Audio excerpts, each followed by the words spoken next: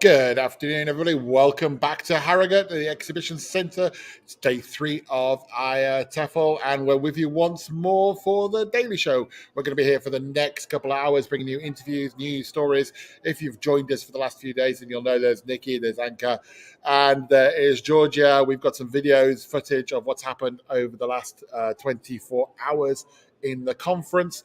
And at 5:30 UK time, once we go off air, there will be today's plenary, Leslie's plenary, very emotional plenary, so get ready for that one. So Leslie's plenary on ESOL is on at 5:30, and then after the plenary, we'll go to the recorded interviews. But it is the live show. It is day 3. We are still standing, although we're feeling a little tired at the moment, aren't we, ladies? So let's have a look over there. There are the 3 in their positions. We seem to have an extra bear, ladies. They're procreating. There might even be another one tomorrow. Who knows? Hello, everyone. Hello. Hi. How are you girls? Yeah, not bad. Yeah? Considering it's day 3 already. I know. What happened? Time flies when you're having fun. I know, right? So Yeah, exactly. So hang on, so how's it been for you so far? What are your impressions? What are your takeaways? We spoke yesterday about takeaways from day 1. What are we taking away from day 2?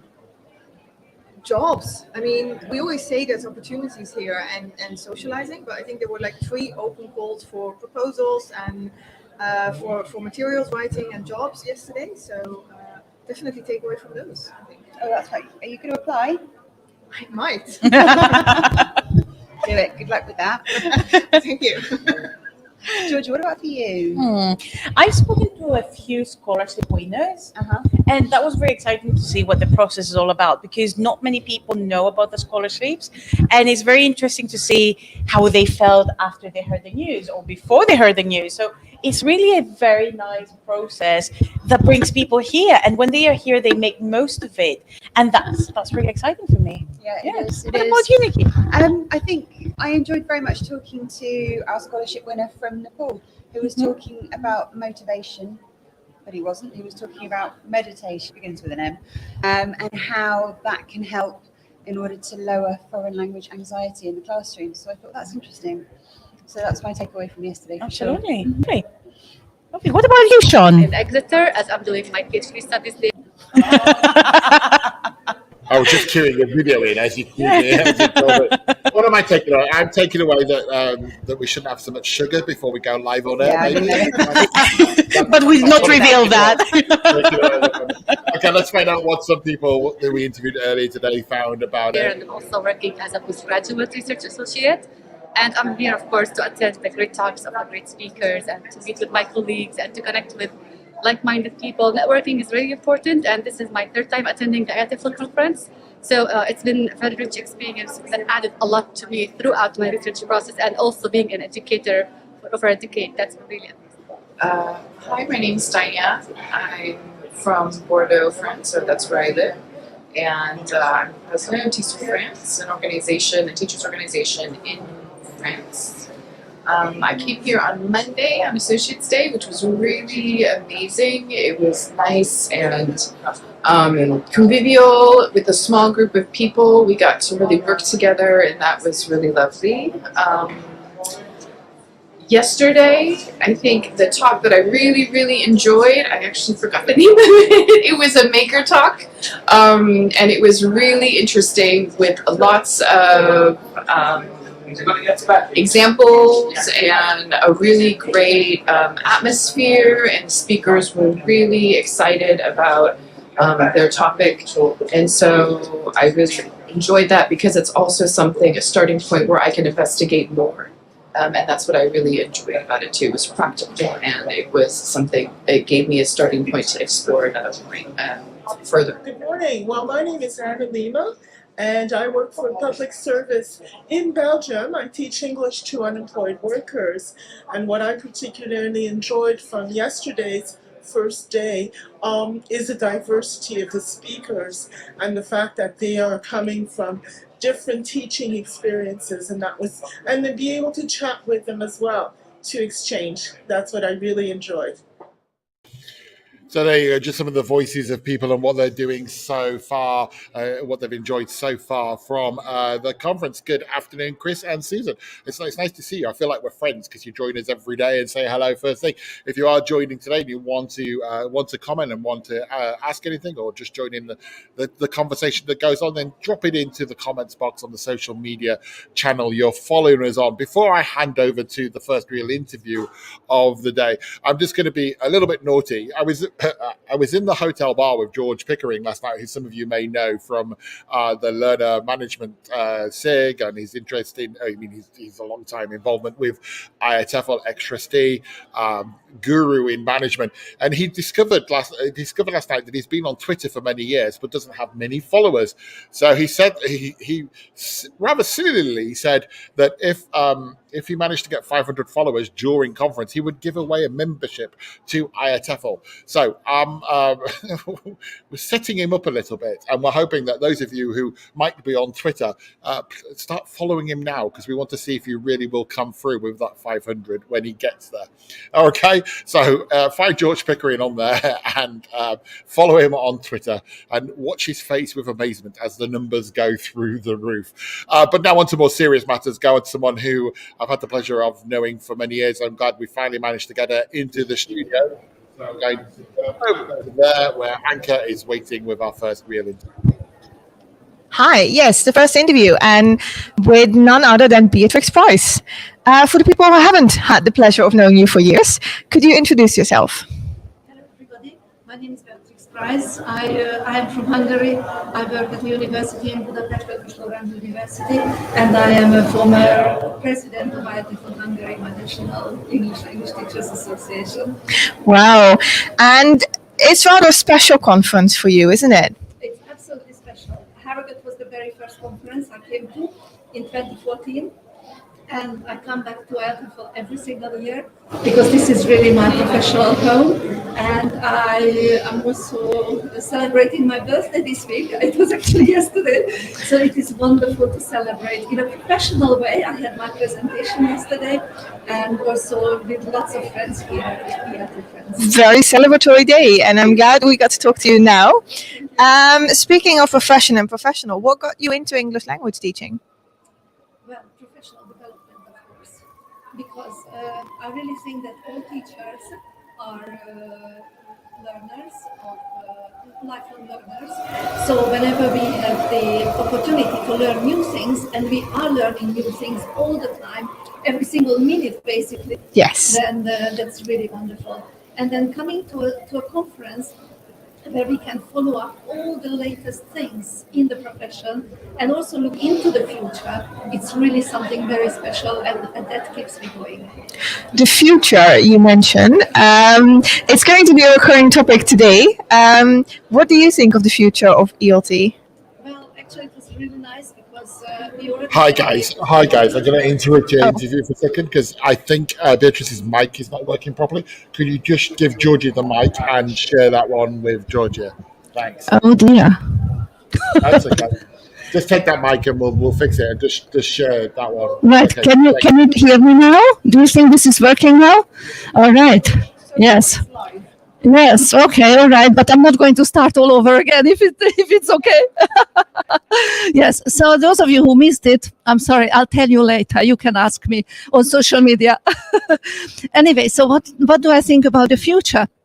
It was really nice to hear the Evan Frendo's first plenary, and also lots of sessions address this the future of ELT. And actually, my own professional area is also about the future of English Language Teachers Associations. I mean, not just the future, but the past, the present, and the future of English Language Teachers Associations. And of course, we professionals, ELT professionals in these organizations. Hopefully everybody can hear me now. So you talked about the associations. That was what your session yesterday was about as well. Yes. Sustaining English Language Teachers Associations. That was my topic. Could you tell me a bit about the session? Well, I've been researching this topic for already doing it for 7 years, and I have come to the end of my research and to the end of my journey in this area, and so it's been an eye-opening experience for me to look into English language teachers associations, national associations, as well as the two international ones, TESOL and IATEFL, and also the regional ones like Africa ELTA or TESOL Arabia. And so what we can see is that we do need teachers associations because we really want to be together. We really want to get together. It's wonderful to have the online sphere for professional development, but what we can do, what we can get here at the conferences and then in-person events, it's a really, you can't compare it to anything else. No, definitely not. So your research is about these associations, and then teachers' professional development in the associations. So how English language teachers associations help teachers to develop professionally, and also how the teachers and ELT professionals enrich the associations with their work. And you said there was some eye-opening. Yes. But could you tell me a bit more? Yes, I think that it's really interesting that we get into these organizations and we love these places and we come to these places and we enjoy these gatherings. We also grow professionally and personally on our journeys. But we've got new organizations, like new associations and old associations. And then, of course, the experience that we can gain from each other would be so beneficial if we took the journey in a conscious way. So looking at our learning organizations or professional communities from a point of view when we can reflect on these, would enrich each association, also the old ones and also the new ones. So basically this conscious leadership or responsible leadership that we could approach our associations with would be very, very beneficial. Collaboration within and among teachers associations. Are we doing that sufficiently now, or should we do more? Actually, there was very little research into Language Teachers Association. Before I started my PhD, there had been hardly any material on the topic, and since then, there have been quite a considerable research articles, etc., but still not enough. So I think that researching something is not something like ivory tower thing, but looking at things, observing things, and then drawing the conclusions, seeing what we can do with the results, with the findings, and learning from these. Very important. Now we started today by talking about the takeaways. Yes. What will you take away from this conference?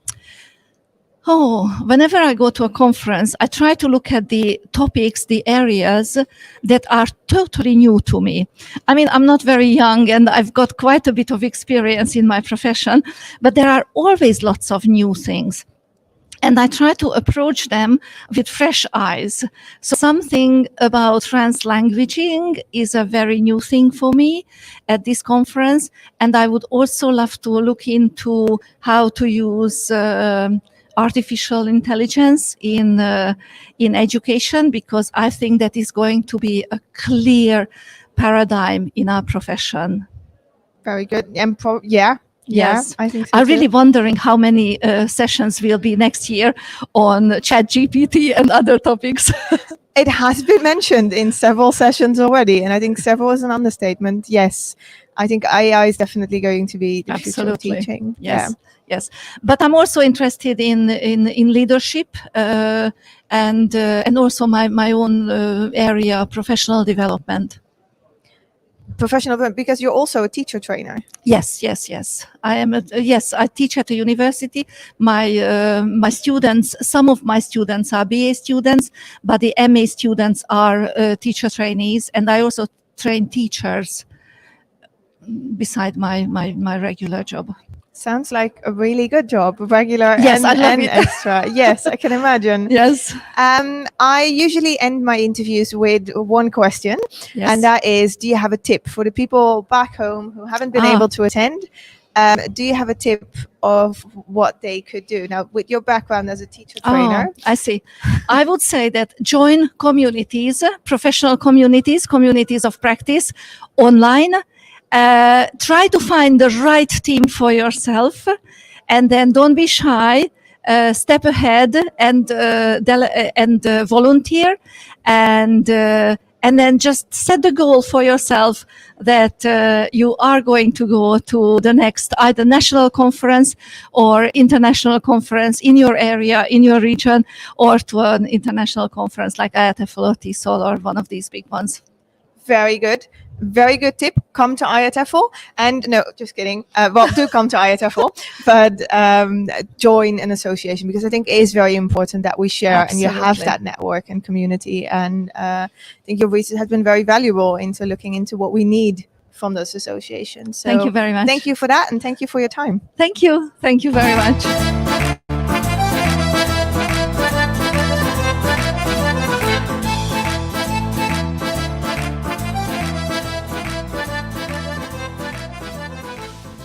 There was once a frog who wanted to fly.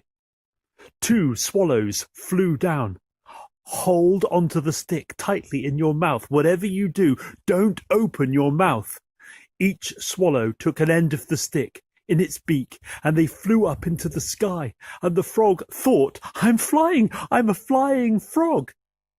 Down below, in the tree, the monkey looked up.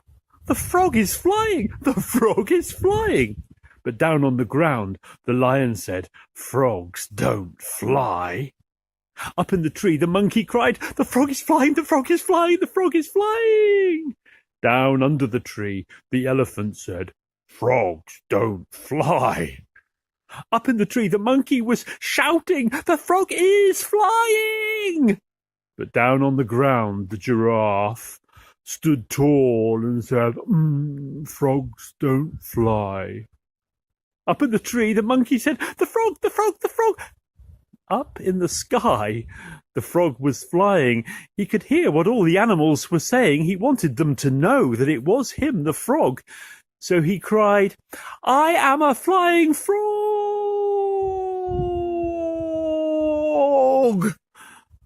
Well, that was the end of the frog. And this is the end of the story. Constantino Salomão from Angola, from Umbundu culture, told me this story, the flying frog.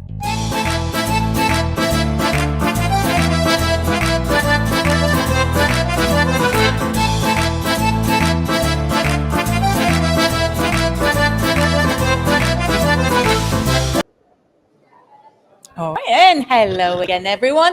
So you'll be very, very happy as well when I tell you that I have got with me Nick Northall, who is here with us at IATEFL. So Nick, welcome to IATEFL Live. Hi, thanks So for having me on. thank you for stopping by. So Nick, for the people watching us from home, tell us a few things about your background and your work. Yeah, so my name's Nick Northall. I work at the University of Sheffield. I've been there for since 2006, and I started as a teacher, but I've mainly been doing teacher training since 2007 on CELTA, Delta, now on our IATEFL. I'm also a writer and presenter as well. Wonderful. And what sparked your interest to advance in your career? I don't know. I just think it's part of, maybe it's who I am. I think a lot of people who come to things like IATEFL want to develop. They want to attend sessions. They want to deliver their own sessions. You just want to develop as a teacher and not be doing the same thing over and over again. And I think our career, the career that we've chosen is great for that. There are so many opportunities, that we can advance, and, we can become trainers, we can become material writers, we can present at a conference like this. So yeah, I don't know. I just think it's just a great career, I think. It's true. I mean, in the ELT industry, you can grow in many different paths. Yeah, right? absolutely. Now, I'm asking this because you're giving a talk tomorrow at IATEFL, which is all Yeah, I am. about. Yeah, it's about employability skills. It's supporting and developing teachers' employability skills. Now, I suppose it's a bit of a long story, but I took a secondment at the University of Sheffield and worked as a careers and employability consultant for about 9 months. And doing that just got me thinking about employability, the kind of skills that employers are looking for. And it really led me to think about a proposal. I was putting a proposal in. I thought, well, why not something about employability skills? So really my talk is working on teacher training courses like CELTA and Delta, but other ones like the IATEFL or perhaps more informal ones, and how we can get the teachers that we work with to think about the skills that they develop on the courses, but also their day-to-day lives that they can bring to a job. So that when they're looking for jobs, they can reflect on the skills that they've developed, and not just like teaching skills. Because I suppose I'm answering more than the question that you asked me, but I think often teachers think on a CELTA course, for example, we ask teachers to reflect on their classroom management skills, or how they monitored, or how they gave instructions. But in an interview or going for a job, you probably won't be asked those things. You might have to do a demonstration lesson, but you might be asked about how did you demonstrate resilience or flexibility or organization skills, things that are outside the classroom. So that's just something that I think we're supporting our teachers if we kind of start getting them to think about those things. Absolutely. And I like the fact that you mentioned that in interviews, we usually focus on the teaching aspect, but then other things like well-being that you mentioned in your talk as well are not really, or are not presented as important, even though we know they are. Oh, yeah. So what would you say are important employability skills for teachers out there?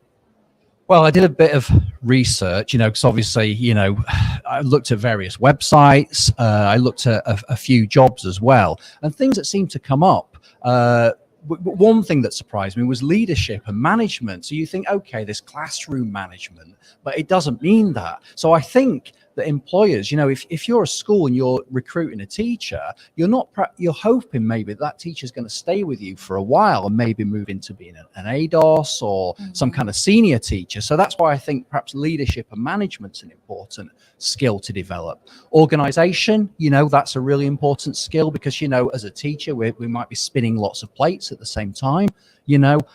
Resilience, that's something as well that ties in with well-being, that's been quite popular over the last couple of years or so. And it's something that we do anyway during summer, when it is our busiest time. Yeah. Isn't it? And that's the thing, we demonstrate these skills all the time, but on a teacher training qualification, CELTA, Delta, or whatever, they're not explicitly reflected on.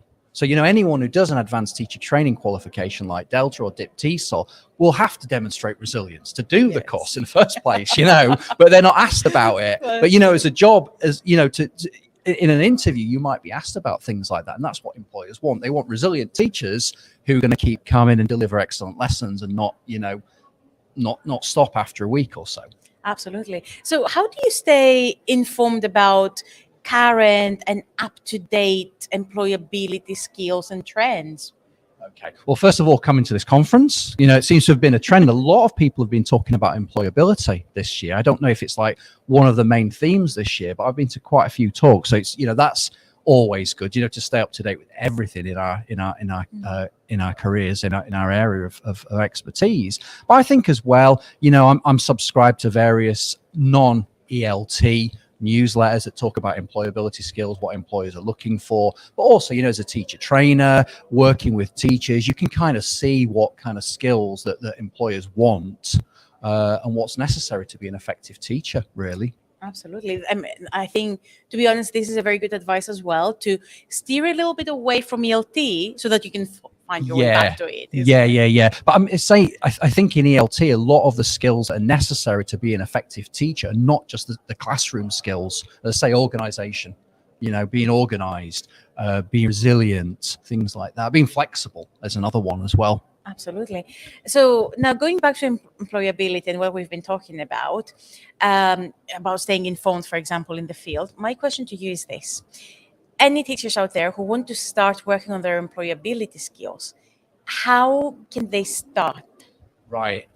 Interesting question, because I think as teacher trainers or educators, I don't think we should be teaching resilience. I don't know if that's possible, and we're not, we're teachers, we're language teachers, but I think for teachers thinking about this, I want to develop my organization, so there are organizational skills. So perhaps thinking about, there are resources that you can read, perhaps thinking about their day-to-day lives, what they do, so not just what they're doing in the classroom, but as teachers you might be teaching 3 90-minute classes a day. So how do you manage that? So that there's got to be organization skills involved there. Yes. So, reflecting perhaps on what you do on a day-to-day basis, but also not only what you do in the classroom, but also your, extracurricular activities. So, you can develop an organizational skills by planning a party for your mum's 60th or something, Absolutely.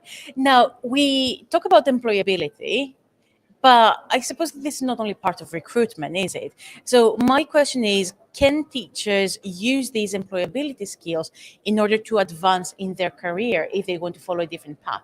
Yeah, I think so. So in my talk tomorrow, I'll be just looking at a couple of adverts for teachers, but I've also looked at an advert for a publisher from the IATEFL website, and some of the skills they're looking at, looking for, are some of the skills that teachers can develop. So I think, I think a lot of skills that teachers can develop from teaching can be carried forward into different aspects of of ELT management, teacher training.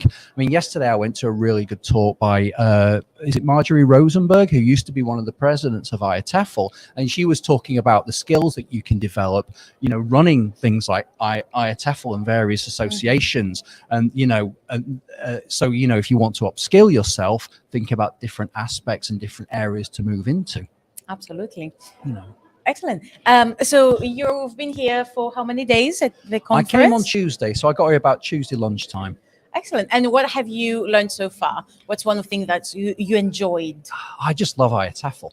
I like going to the talks, but I must admit, a bit of advice: if you come into IATEFL for the first time, do pace yourself, because it can be quite a lot of information coming your way. But I like the networking. I like meeting new people. I like the evening events. I think that's a great way to network and meet people as well. So I don't know, answer to your question, I just like the whole thing, really. Absolutely. So Nick, have you got any future projects coming up? Oh, well, I've got a past project. Oh. So I'm the co-author of ETP, Teacher Training. So if you're interested, it's a great book published by Pavilion that came out a couple of years ago. We're starting a new MA TESOL at the University of Sheffield, so I'm going to be involved with that, continuing with Delta and CELTA, and then we have a few other projects as well, smaller teaching projects, teacher training projects, university. It's quite a lot, really. I can imagine you must be very, very busy. Yeah. Now, with regards to the book, for any teacher trainer out there, I have to say, as a teacher trainer myself, I flipped through the book and it is wonderful. It is heavy, not only in terms of the ideas, but in terms of knowledge. It's brilliant. So I'll come and talk to you about this after the interview. do so. So I co-authored it. I didn't write it on my own, so I co-authored it with my partner, Beth Amelia Lee. So yeah, I do have a look. Lovely. Well, Nick, thank you very, very much for your time. No problem. It's been great to talk to you. Yeah, it's been great to talk to you too. Excellent. Thanks. And good luck with the presentation tomorrow. Thank you. Really appreciate it. Cheers. Thank you very much. Cheers. Thank you very much, Georgia. Thank you very much, Nicholas. Hello, everyone. If you are just joining in, hi, Graziella has just joined us. Juliana has just joined us. Welcome to the live stream show. My shake of the head is because what you can't see when I come on air is what goes on and all the quick swapping around of things for it. So welcome to the IATEFL live show. This is day 3 of IATEFL, day 4 if you're here for the pre-conference events. So day 3 of the main conference. We are live from the exhibition in Harrogate. There's lots of moving around now because I think we're going to be close to our biggest interview of the day. I'm just going to give a bit of a Mina, you're lost there. And I've just got to give a little bit of advice to the people getting ready for the next interview. So they need to all move slightly to the left, Nikki. That's better. Like you, Mina, you're still a little bit off.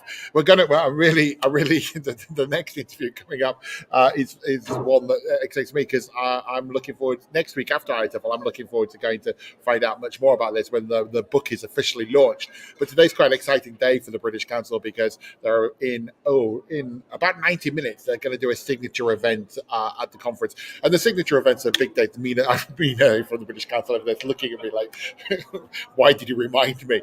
They're going to do a signature event at the IATEFL, and that signature event is going to be about a major thing they'll be doing, the future of English for global perspectives. I'll hand over them in a moment, but first of all, let's just have a look at what events they are doing at British Council. The British Council are doing here at Harrogate, and then we'll go over to Nikki, who's going to find out more.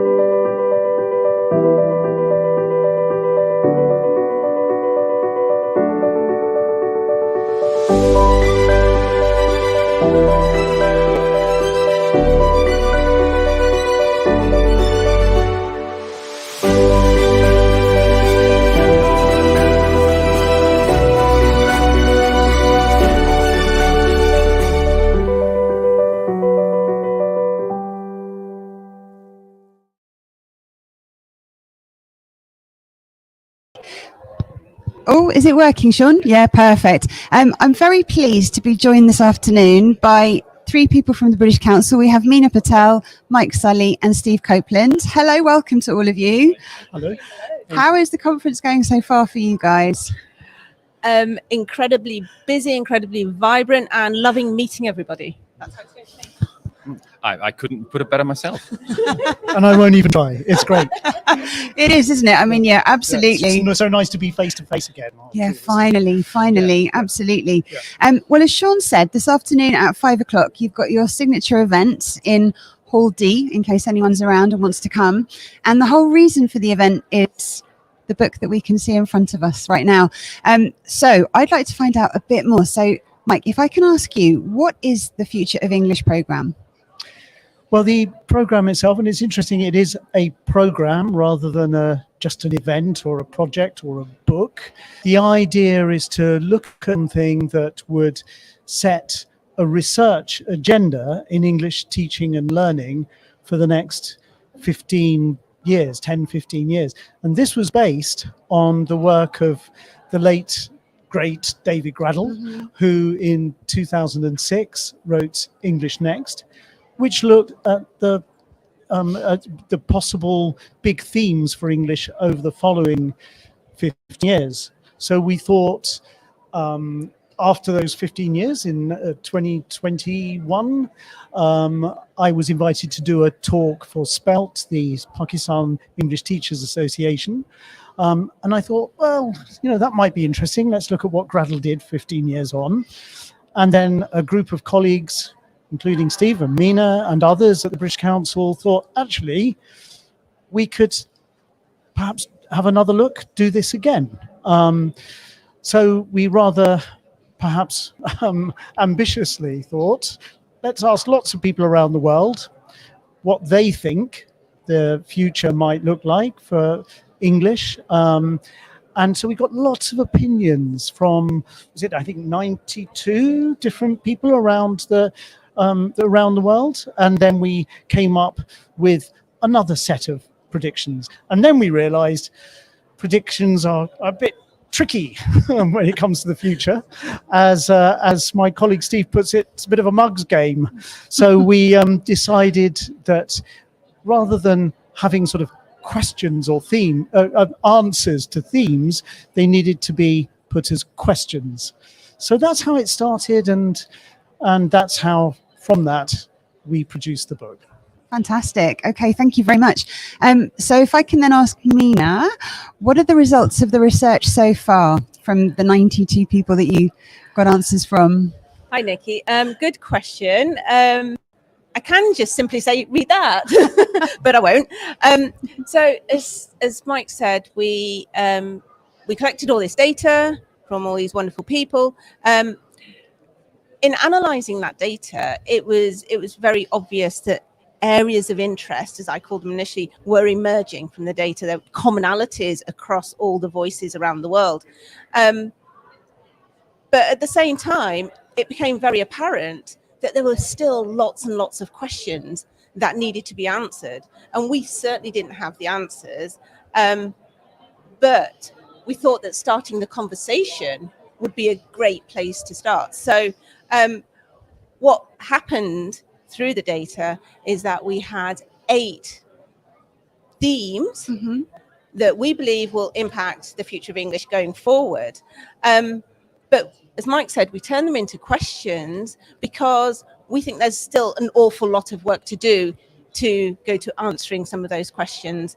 I'm not going to run through the themes with you here. I think I'm going to leave most of them for the book, but I don't think it will come as a surprise to anyone that technology is one of the themes that comes through. The importance of teachers in the light of technology comes through. But there are common threads that run through the themes, like education policy. And that really is the foundation of everything. Policy doesn't change, nothing will change.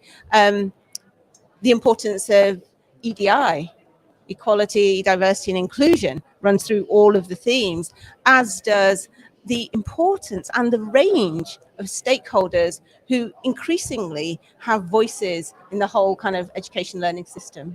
So that's just a little bit about what we found. Okay, thank you. So these are the 8 questions that you're asking. So I suppose now if I can ask Steve, how would you like people to help you answer them? Well, this is the important question, isn't it? We've done the work, but we've copped out a little bit. We haven't got the answers, as Mina said. It's the future, and we realize it is a mug's game trying to predict. But we have taken the 8 main themes that we think will have major influence on the development of English in the future and asked them in the way of questions. So in terms of what we need now, we're surrounded here by experts. And the experts are, I shouldn't say this, they're not us. They're the people in the classrooms every day, in classrooms, in lecture halls, doing the, forgive me, real work. Because they are the experts. And what we need is everybody engaged at different levels within our wonderful teaching English industry to talk to us about what they're doing, to give us feedback on how they feel in their contexts they're addressing and dealing with some of the questions. Not just because we're asking them, because they do anyway. Teachers every day Of course, are yeah, dealing with the questions that come up. And for example, Mina mentioned technology. Just in the space of half an hour yesterday on our stand here, I met someone who's just about to initiate some research in language schools in the UK, looking at the use of AI in the classroom and in teacher training, which is already for me one step further than I was thinking. And then immediately afterwards, I met someone doing a PhD, and she's evaluating apps that are used in language learning. And that's just the technology side, and just in half an hour at the stand. All this really interesting work is going on that we've touched on in the book, and yet we don't know what's happening, and very often people don't know what other people are doing. And it's not just at the sort of university academic research level. It's interesting just how much is going on at school level and in all these different contexts. So what we need to do now is to find a way, I don't want to say create community of practice, because it's not quite what we're doing, but we need to find a way to allow people to talk to each other and to us so that we get a sense of what's going on, so that we get a sense of where there are gaps, where perhaps we think other research might be best targeted. But we've asked these big, broad, 8 wonderful questions. They will never be answered, but that's the beauty of it. There is no definitive answer to any of this, otherwise we would have said, except maybe are teachers defunct? And we think, no, we don't think teachers are going to be replaced by robots. That's I hope you're right. Yes, absolutely. That's the definitive answer I think we saw. And even that's not quite definitive. But I suppose it's, as Mina was saying earlier, it's about starting the discussion about those 8 questions, prompting people to talk. Exactly. And that's what Gradol did in his book. He started a discussion, and he did it so well that people are still now quoting Gradol. They quote data that was a little bit out of date when he wrote the book because it hasn't been updated. As Mike said, we felt now was the appropriate time to do it. So actually, I get in trouble for saying this, but I'm hoping people won't still be quoting anything from this book in 25 years' time, because we've moved on so much. People have done so much work to develop the answers to these questions that's what we're talking about. We're just starting that process, we hope. Here. Absolutely. Who knows? I mean, the rate of change, the speed with which it's happening these days, no one knows where we are from one day to the next. So this is fantastic. So if I purchase the book, or if any teachers out there buy the book, how do they give you the feedback? It's free. You don't have to sorry. buy it. Well, there you go. That's even better. Your favourite That's the price. first thing. The book is free. You can download it. There are a number of ways of getting hold of the downloads. In terms of feeding back, in the next couple of days, hopefully. 2-3 days, there will be a email, thank you, an email box that will be set up especially for feedback. Perfect. And so please do have a look. It's going to be there in the next couple of days. The email contact will be there, but just to say, you can download the book now. Actually, it's there. It's freely accessible. Doesn't cost a penny, and enjoy it. On the website. I'm so sorry. There is the website. Please just Google Future of English British Council and you'll find the book.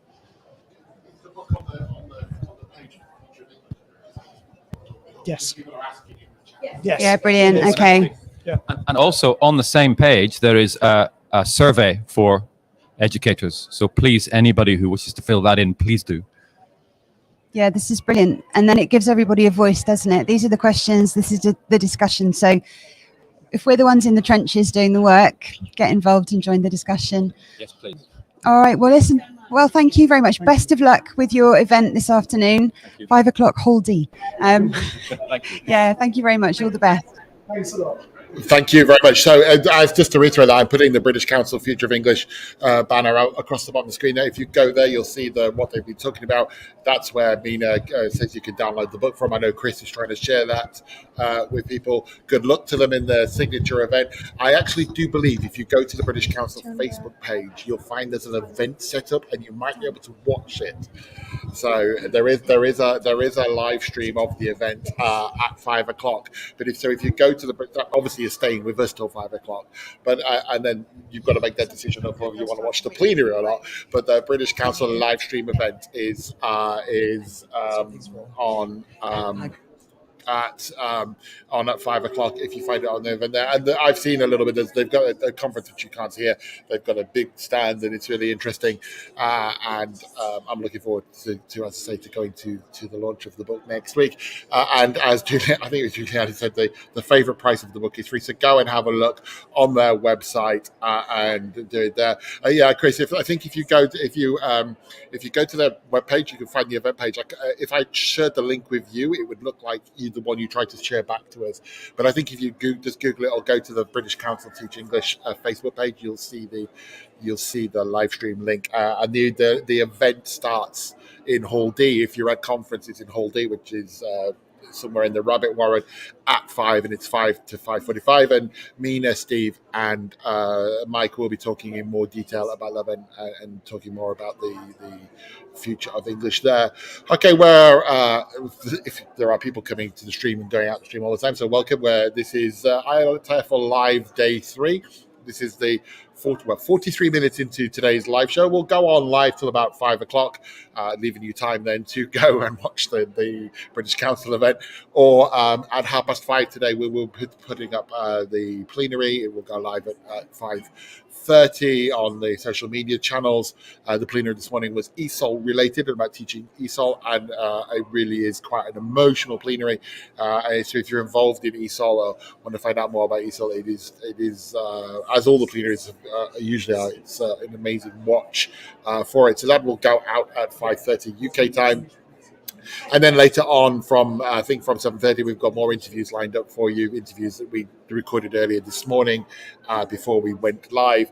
But now we are close to another interview, so let's just have a little quick video and see how we are, and then we'll come back with the next interview of the day. Did you know that Harrogate is also home to the world-renowned Betty's Cafe Tea Rooms? Established in 1919, the cafe has been delighting visitors with its range of teas, cakes and pastries. Betty's is famous for its elegant decor, and in particular for one famous cake, the Fat Rascal, which is a scone-like bun and which brings thousands of visitors to enjoy its delicious taste every year. In addition to its delicious food, Betty's is also renowned for its high-quality tea, which is sourced from some of the finest tea gardens in the world. Visitors can enjoy a wonderful cup of English tea in beautiful surroundings with dainty sandwiches and mouth-watering cakes. So for anyone looking to indulge when they come to Harrogate, a visit to Betty's Cafe's Tea Room is an absolute must.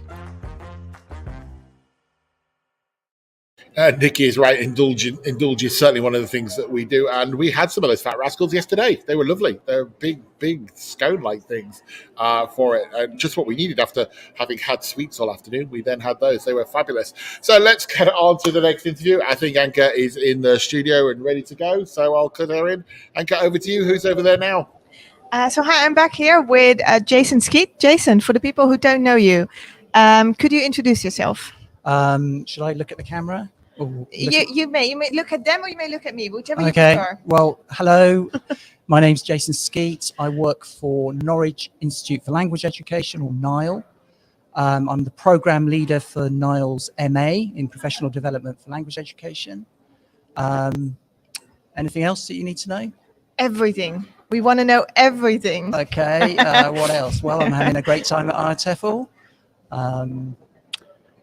And yeah, I've come to IATEFL to do a workshop about education for sustainable development. So I guess that's what you want to talk about. Definitely want to talk about that, because when you're here, you actually want to attend every session, which is impossible because there's too many.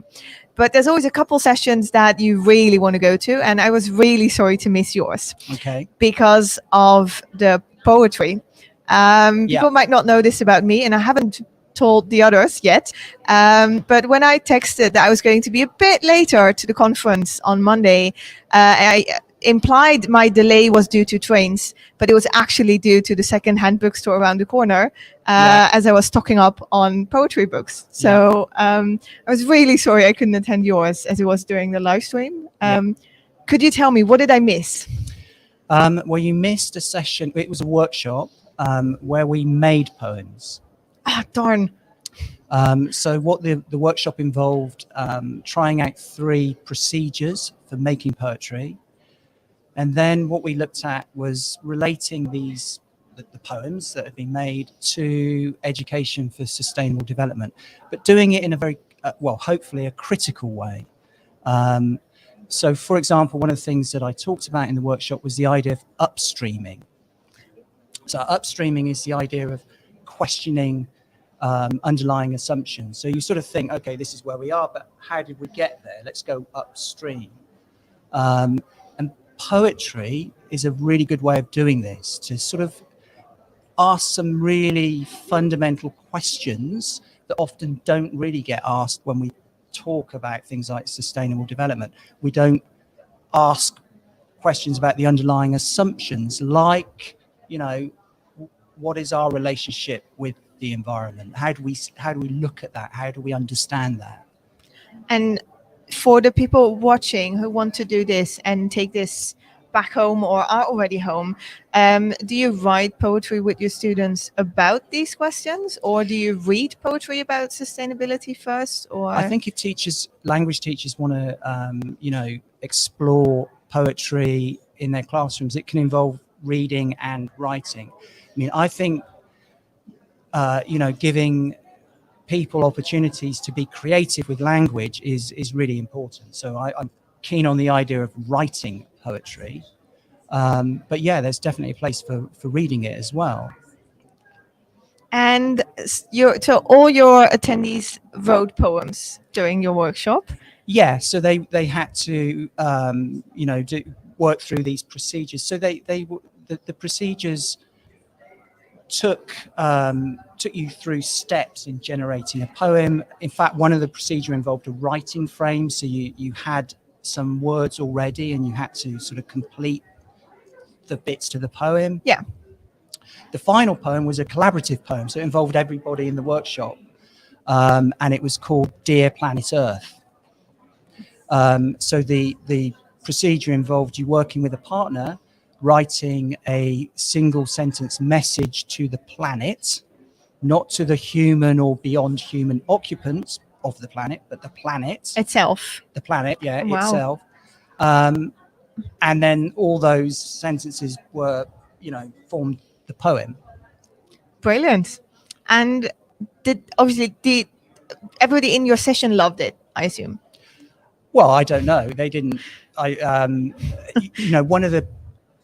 Perhaps one of the drawbacks of coming to IATEFL is that it's quite difficult to have the more kind of sort of discussions that I find anyway. True, because it's quite fast. Things that are going on, and they're only half an hour. Yeah. And for those of you that never been, there's actually somebody in the back with a sign saying you have to stop now.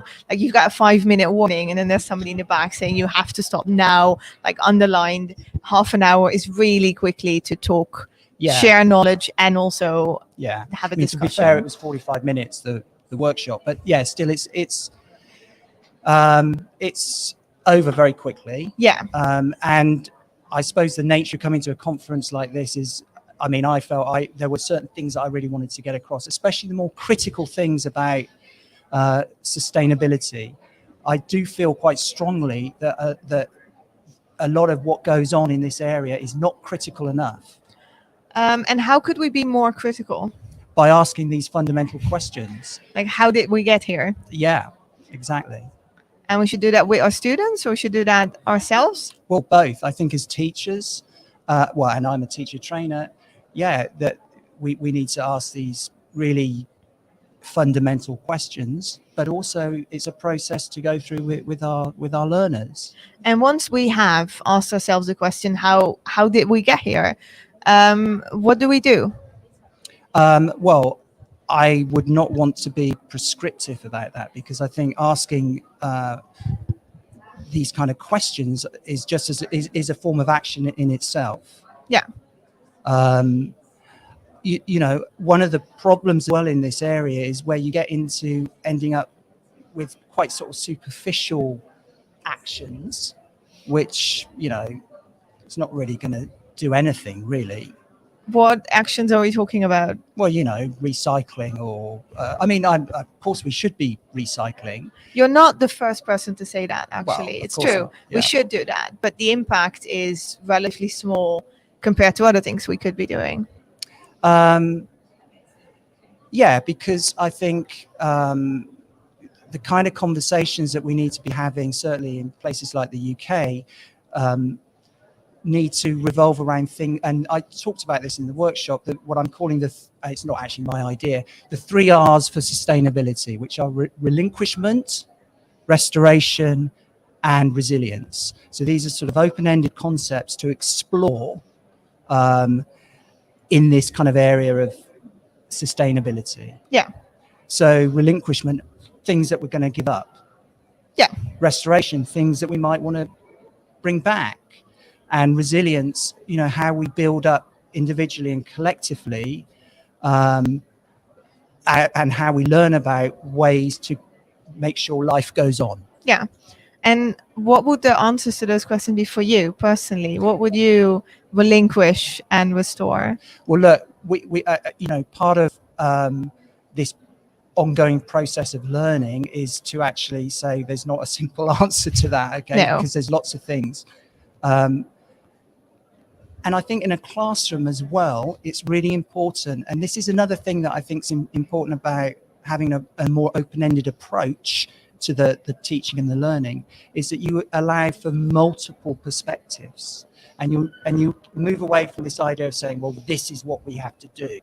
That there's a sort of fixed learning outcome to the lesson. Everybody walks out knowing that they have to go off and use, I don't know, less plastic or whatever it is. So what I would give up, there's all kinds of things. Yeah, I would fly less, for example.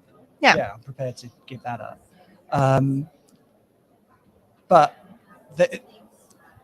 we've got to keep talking about this, because whether we like it or not, in places like the UK, we are going to have to accept that we're going to have to give up certain things. So many things, in fact, yeah. I think. Yeah, very good point. And I think also very important that we keep that discussion in our classes and show that there is not one correct answer. There's more. And you might be able to give up flying or fly less. Somebody else might be able to give up meat or some other impactful. In fact, I think we need to move the discussion away from this idea of problems and solutions. We need to understand the situation that we're in is a predicament, and there are no solutions. Actually, and this is why those 3 R's are important. We need to, and this is what we've got to do as educators. We need to be talking about how we learn to live with the situation that we're in. That doesn't mean to say we don't also think about what we can do, to change the way that we live, but it's a predicament with no simple solution, not a problem. And too often, the discussion is framed in this problem solution kind of way. Assuming easy fix, you do that, everything's fine. Yeah, and we end up with things like John Kerry, the US climate envoy, saying ridiculous things like, in the future, 50% of carbon dioxide reduction will be through technology that doesn't even exist yet. Yeah. I mean, this is an insane attitude, in my opinion. Yes, and I think very much dependent on our students fixing it more than us fixing it now for our students. That is also a very important point, to actually look at sustainability as something that we engage with right now in terms of asking these really fundamental questions and not some sort of deal that we make with the future. Now, I firmly believe we need to talk about sustainability everywhere and definitely in our classes. But there's so many ways to do that. Why poetry? Because I think that poetry is a good way of doing, first of all, playing with language. Yeah. But also it's a way of engaging people at a sort of emotional level as well as a sort of intellectual level. And I think that's something else that's really important to be doing in a sort of educational context, to be exploring the sort of emotions around what is happening. Yeah. And then one final question for the people back home who are not so fortunate as to be here, and who are teaching tomorrow. Yeah. Do you have a practical tip of how they can discuss sustainability or bring poetry into their tomorrow classes? Okay, wow, that's a challenging question. Yes, I would say, just think what's the starting point for you, and maybe it's a case of having a discussion with your students about what they want to find out about as well.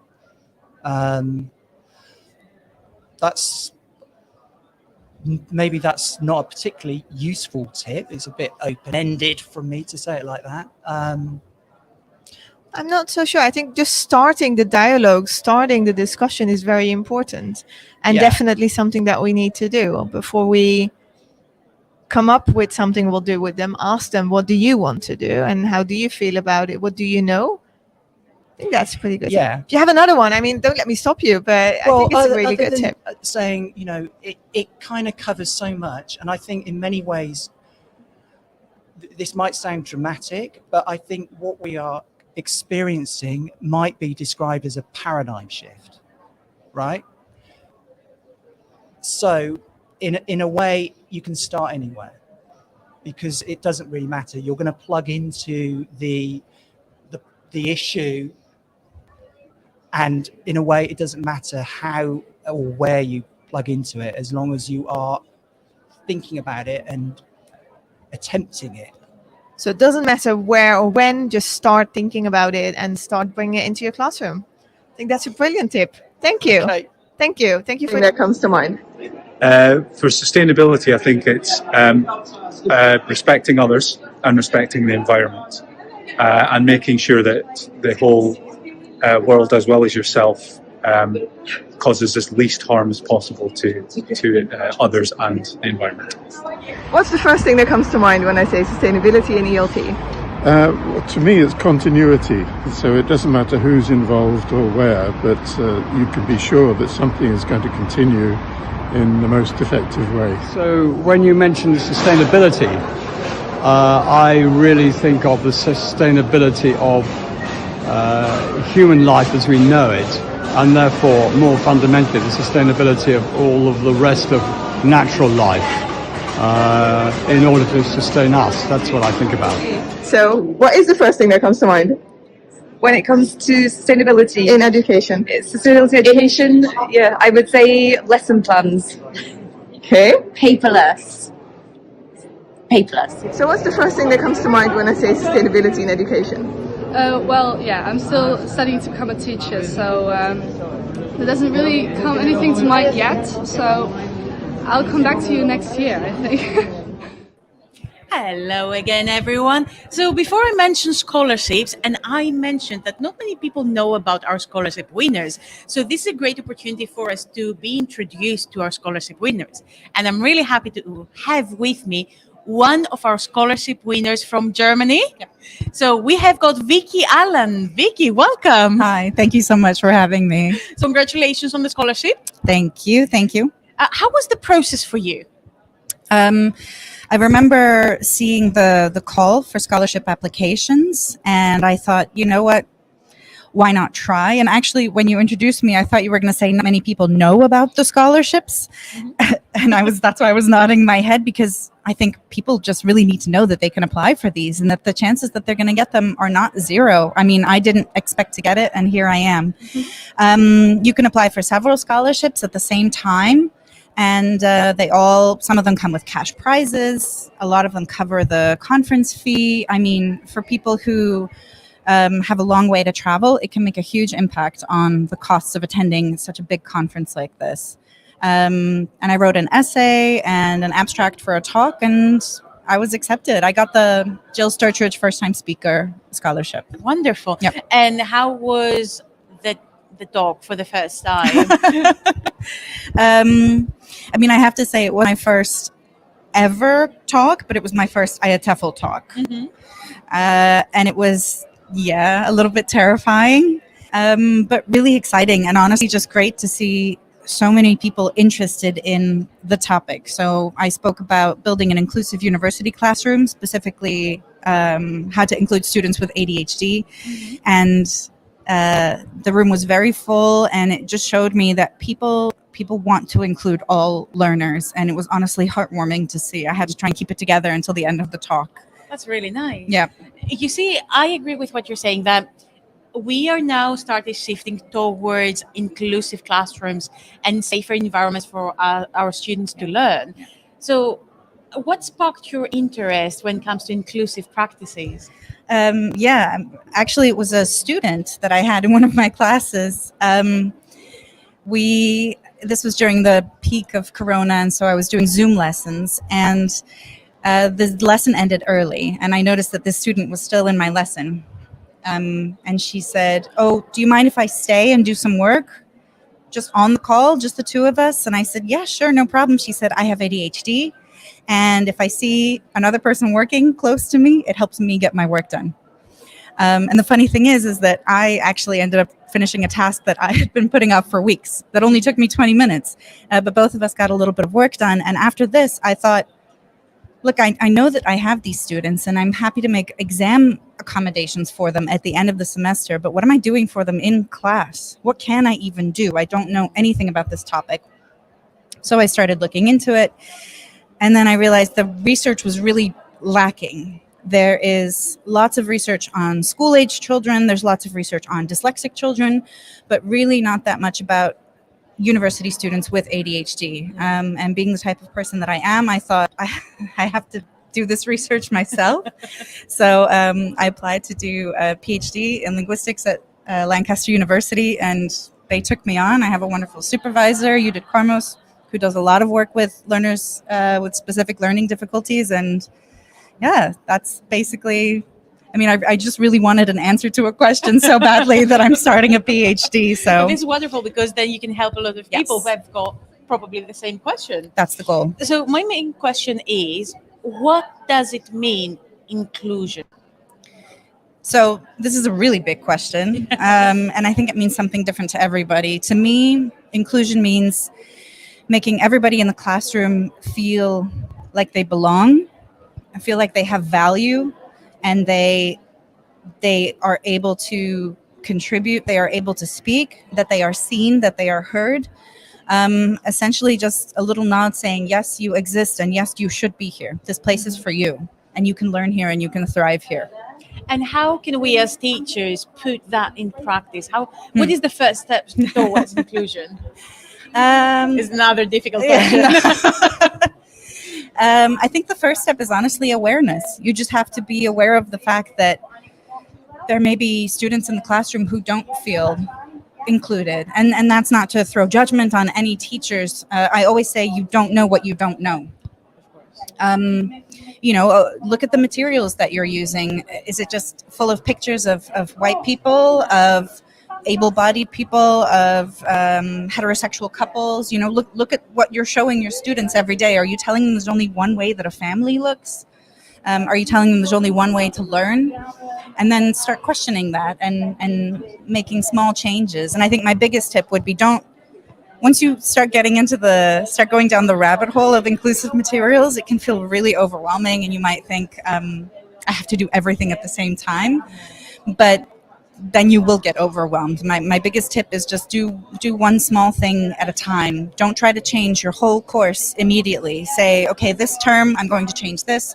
Next term I will add this. So maybe in the first term you decide, I'm going to add some captions to my videos, or I'm going to add a transcript to my videos to make it more accessible, and then just go from there. Absolutely. You just reminded me of a case of a student of mine who was in one of my exam preparation classes, and we were working on graphs with lots of colors. And even though that student was brilliant, absolutely wonderful in all other skills, in writing he would always fail. And after 2 or 3 weeks, he approached me to say to me, Georgia, I really need to tell you that I'm colorblind, so I don't understand what is going on in the graphs. And I felt for him, and I honestly thought that, wow, this is something small for me, something non-significant for me when I prepare my lessons, but it's not anymore, because now I know that.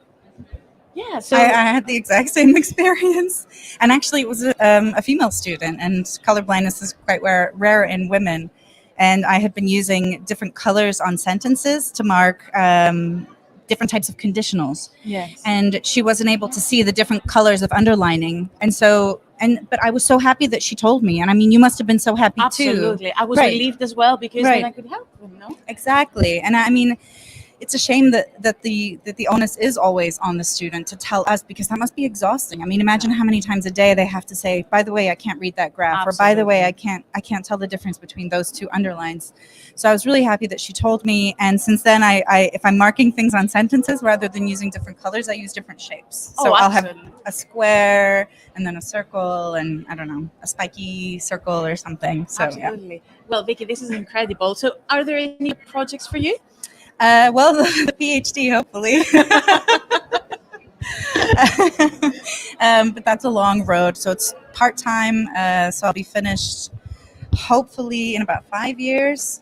And the research is going to be based on German universities, but I'm really eager to hear about experiences from all over the place. So if anybody does want to reach out, they can find me on LinkedIn and Twitter. Lost train of thought. Well, someone IATEFL does this waving at me.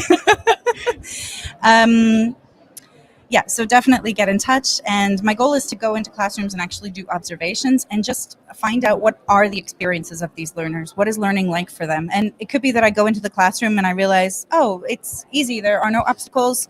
Everything's already hunky-dory. And of course, I will applaud that. I'll have to change my research topic, but I mean, I can publish that too, of course.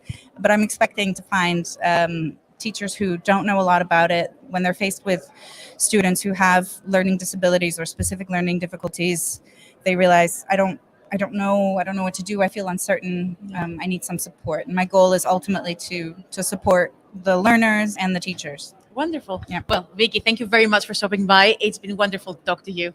Thank you so much for having me. And good luck with your PhD. Thank you. All Before Vicky goes, there are people asking if they get in touch with you. So what is your Twitter? I should have an easier Twitter handle. Although I feel like I don't know where the viewers are from. So my Twitter handle is at Vicky Agnieszka, which is a Polish name. Oh yeah, right. Okay, so I'll try and time that one in. I'll put it. I'll get it and I'll put it into the comments. Like, it's a season. Can I share? Actually, could I share? I have a Padlet link from my talk yesterday that has my resources and contact info. Could I share that in the chat?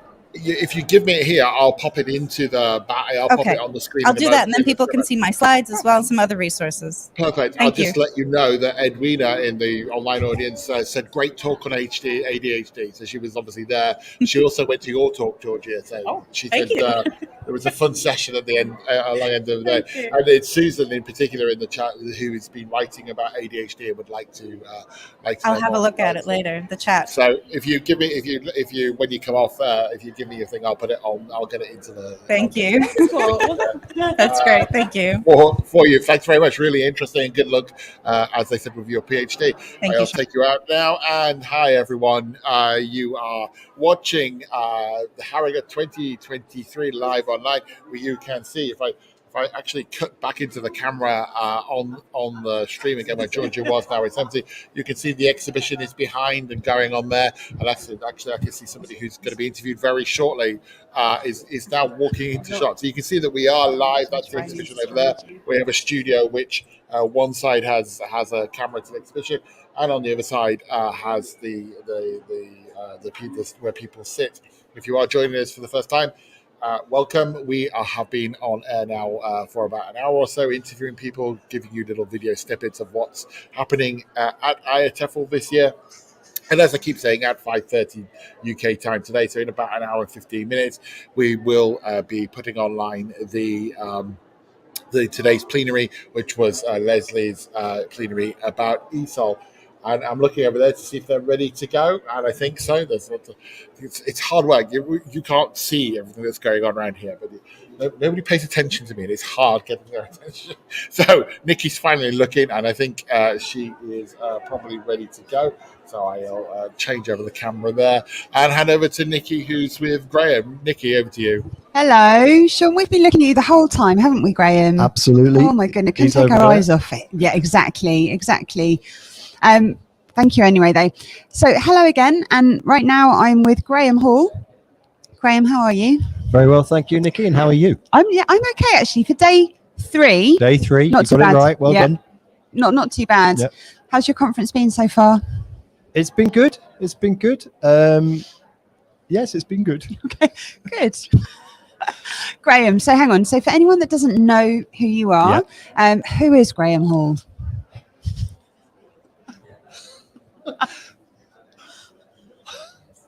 So I work at Northumberland University in Newcastle upon Tyne. I've been there for an awful long time. And I work on an MA program for applied linguistics for TESOL. I've been editor of EOT Journal. I was trustee and treasurer of IATEFL for a time, and things like that. You've done a lot, Graham. I've been around a long time. Yes. Well, this is fantastic. Oh, yes.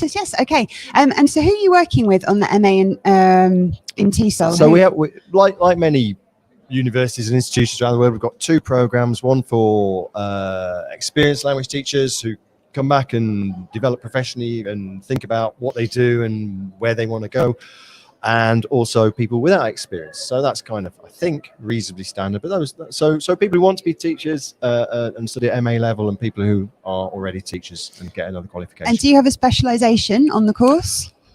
Me personally, no. Yeah. I'm very broad brush. I classrooms. I mean, I know it sounds ludicrous to say, well, I like that classrooms and what goes on in the classroom, but so much of ELT, as we know, can be technology or corporate or how to teach vocabulary or lexicography. But what goes on in the classroom? Classroom discourse, the way we organize ourselves, what we do, what learners do, that kind of thing. So it's hard to pin that down to a single thing, but classroom behaviour. Classroom behaviour. Oh, yeah. Okay, brilliant. And I noticed that this year at IATEFL you had a talk yesterday. Yes. How did it go? You better ask the audience. It seemed okay. It was, it was busy, and people talked when I asked them to, and amazingly, I stuck to time. So no, it seemed okay. Oh, that's brilliant. And what, in terms of the topic, I mean, it was an interesting title because it was fashions and trends. Yeah. Tell us a bit more about that. Were you looking at it from the angle of what is fashionable and trendy, or was there another slant on the whole thing? What I put fashions and trends because it's one of these phrases that's used in the literature. ELT is subject to fashions and trends and fads and all this. I wasn't so much talking about that in order to identify what was fashionable and what wasn't, and I wasn't trying to critique or criticize what people do. What I was trying to deal with, perhaps starting from a personal level, is there is so much in ELT. There's just so much information. There's so much new stuff, new ideas. There's so much old stuff that's still about, and each of us individually encounter new ideas all the time. I'm at this conference. I've come across new things that you'll already know, and I'll know stuff that you find for the first time. So the talk was really about how can we, as individuals, teachers or teacher educators, but really teachers, filter everything. How can we deal with it? How can we navigate the enormous amount of new information, new ideas, some of which will work or be valuable for us, but some of which, the phrase "new wine in old bottles"? No, old wine in new bottles. That kind of thing. So it's just about how to deal with it and how to work, how we might approach and work out what's relevant to us and what might be overly sold. Absolutely. But I think this is quite important though, because I remember when social media, Twitter, and everything came to the fore, and everyone had opinions and ideas. Yeah. I didn't know what to filter out and what to listen to because everything was new and there was an input flood, really. Yeah. And I do often think, in terms of new teachers, how do they navigate those waters? I think, I suppose, with regard to my talk, I suppose it was more pitched, it was in the teacher development strand of talk, so it's more pitched at people who are already teaching. I think the starting point for everything, and it sounds totally banal, is what do we actually do? What do we do in the classroom? And I mean the kind of detail. What do we do and what are the principles behind it? So, and before we went on air or whatever, we were talking, do I drill? Why do I drill? How long do I drill for? Why do I drill there in the lesson, not there? Or do I facilitate the use of the learner's own languages? Yes, no, when, why, where? And, there's literature on teachers must make thousands of decisions in a class. Of course, yeah. Thousands, where do I stand? Why do I do that? Do I want pair work? Do I want group work? And sometimes when I think about my own teaching, when I talk to teachers, well, what do you do? And people go, I don't know. So I think that's the starting. But to get to the detail, I think that's the starting point. And then you kind of go, well, why do you do that then? And so what are the sources of information?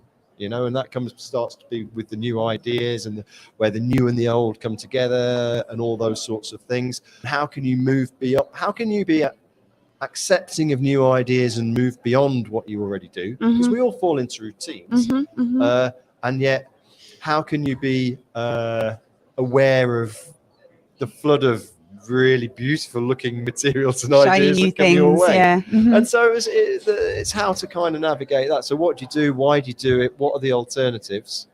And then, given that we all work in different contexts, do those alternatives necessarily lead to more effective teaching? And if they do, would they even work where you work? Because we all work. For example, does pair work really work in a class of 60 students at secondary school? And people have to try and process these things. So that was really it. So it's more about kind of thinking critically and applying that to your context. So there's plenty of stuff out there. There's Peter Elbow way back in the 70s talked about the believing and doubting game. When you come across a new idea, first of all, doubt it and ask questions of it, but then believe it, or vice versa, and then find out your way through it. Or Schoen reflection on action. What do you do? Why do you do it? Where do those ideas come from? Is it from your own experience, from teacher educators, or from conferences and beautiful exhibitions like just on the other side of that camera? So that was it, really. And what's your impression of where we are now? Do you think we've kind of moved into total shiny new object territory, or do you think we're swinging back? I don't think we're swinging back. I think I don't know whether. I think if we moved into shiny new territory, I think that move into shininess was quite a few years ago. I think it's. I mean, I've been coming to the conference a long time, and so obviously my perceptions of the conference aren't just about the conference. It's about me growing older and having different interests. But my impression is that whereas 20 years ago there was perhaps more about the specifics of classroom practice and what teachers and learners do, their behaviours, there's perhaps more about the broader way in which and the issues are through which we will teach. And there's nothing wrong with that, but clearly sustainability in an era of climate crisis is vital. Equality, diversity, inclusion and belonging is vital, and all these things. But if we have a look at the exhibition and sort of the materials, those are kind of key topics here, which clearly weren't on conference 20 years ago. And I suppose, and I might be wrong, I don't know whether they're additions to the kind of classroom practice things and how we do the language, or whether they've replaced it in terms of the presentations. I find it quite interesting. I don't know that there's that much about language per se, about language teaching at the conference, if you see what I mean. But that might be just my impression from my particular route through the conference. So, yeah. I don't know either. I mean, I take your point, and it's interesting because I was thinking, I think this was my first conference 10 years ago, right? IATEFL Harrogate, and I think that was the first time I met you, actually. And yeah, absolutely. The lens through which I was looking at this conference was totally different. And I was looking, I think at the time, a certain aspect of technology, social media, and just seeing everything that's new now. Yeah.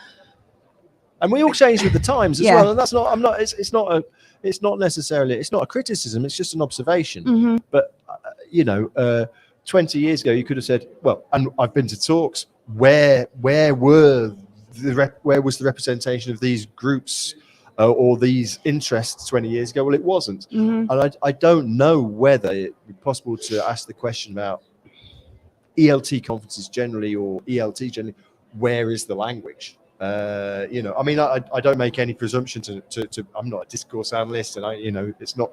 I'm much more interested in how people behave in the classroom. But it's just interesting. I must revisit the program to see to do a little analysis to see if there is a lot of that kind of stuff there. But I think there's a clear shift, and but there's been a clear shift in society. So absolutely, exactly. It's everywhere, isn't it? Yeah, absolutely. It's fine. Just to finish off, if you had any teachers that are thinking, I'm a bit stuck in my ways, and I know that about myself, but at the same time, I need to, or I'd like to potentially move on.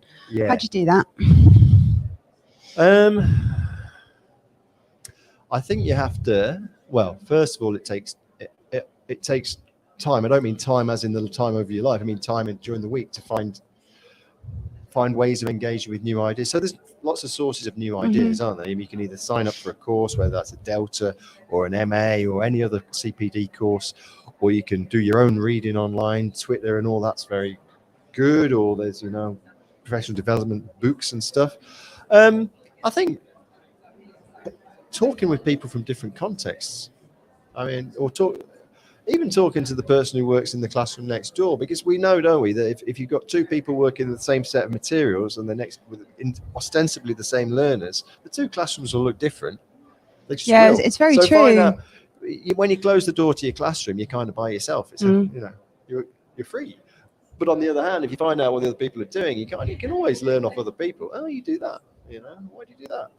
So maybe maybe a starting point is just to try and find. I think it's about trying to find alternatives and then trying to evaluate alternatives. Whether they work for you, if they're more effective, and then if they work for you, or if they work. And I think it doesn't have to be some highfalutin sign up for a year course. You just talk to the person there. So what do you do?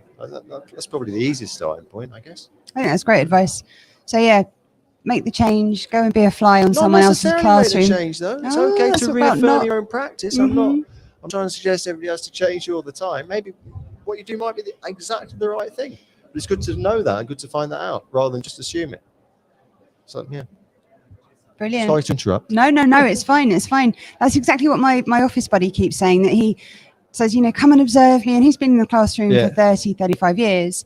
And I did, and I wouldn't change any of his practice. Yeah. What he's doing is just fine. And he was almost disappointed with that feedback. Yeah. I mean, how do you know what? So when, as you probably know, I did something about use of the first language in classrooms. This was a questionnaire for the British Council 2012, and the conclusions were use of the own language is endemic.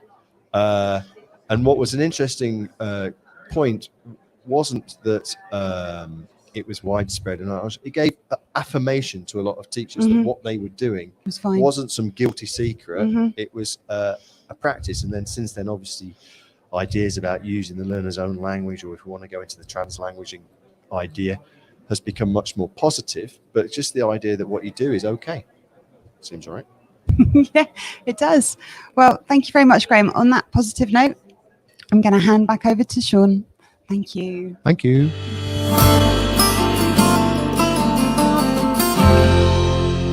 Improving your English is making the world a better place. As an English teacher, at least, I believe that to be true anyway.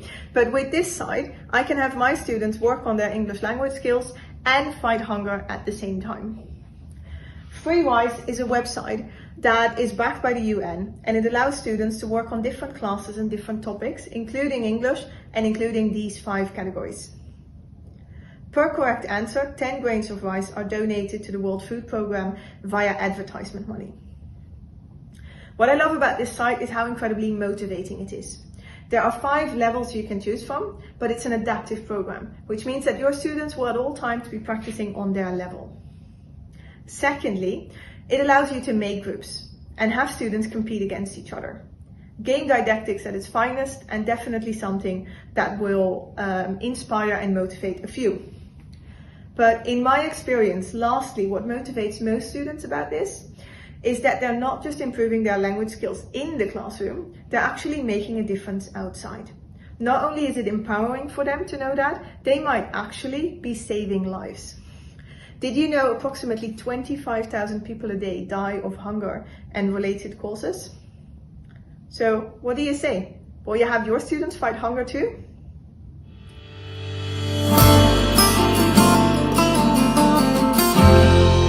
Hello again, everybody. You know what? I cannot get enough of these interviews. They're absolutely lovely. But you'll be very, very happy to know that I have got with me Jenny Holden. Jenny, hello and welcome. Hi, Georgia. Thank you for having me. So, Jenny, please tell the people who are watching us from home, what is your work? What's your background? So I work for International House in Palermo in the south of Italy. So it's a small private language school, but part of a big network. Oh, wonderful. So I think that you must be very, very cold now. Then in No, Harrogate, in Harrogate, yeah. I'm waiting to go back to the sunshine. Absolutely. Now, Jenny, I'm very happy to have you today because your talk yesterday was very, very exciting. So can you tell the people watching us from home what the talk was about? Yeah, the talk was about, the title was Harnessing Hormones, and it's all about women's health in ELT, both for students and for our staff members as well.